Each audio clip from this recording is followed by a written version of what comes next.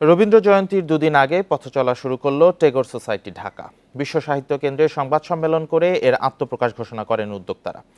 রবীন্দ্রনাথ ঠাকুরের সাহিত্য, সঙ্গীত ও দর্শন বিশ্বে ছড়িয়ে দিতে কাজ করবে সংগঠনটি। আয়োজকরা জানান 12টি দেশে টেগোর সোসাইটি আছে।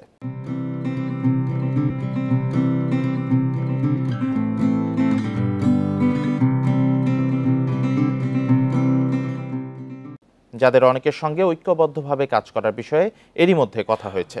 সেই সাথে সরকার ও রবীন্দ্রনাথের সৃষ্টিশীলতা নিয়ে কাজ করা দেশের সংগঠনগুলোর সঙ্গে কাজ করতে চান তারা।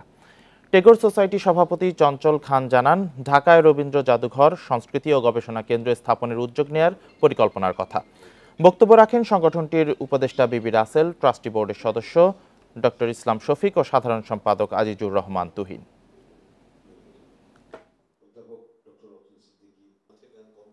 রবীন্দ্রনাথের একটা মিউজিয়াম করার আমাদের একটি ইচ্ছা আছে ঢাকায়। যে মিউজিয়ামটা হবে একটা ট্যাগর মিউজিয়াম, ট্যাগর সোসাইটির কেন্দ্র করেই ঢাকা ভিত্তিক। ঢাকাতে হলে হবে কি, এই যে বাংলাদেশে যে রবীন্দ্রনাথ এসেছিলেন বা বাংলাদেশে না থাকলেও যে আন্তর্জাতিকতাবাদের ব্যাপারটা যেটা আমাদের, সেগুলোকে আমরা এই মিউজিয়ামের মাধ্যমে আমরা তুলে ধরতে পারবো।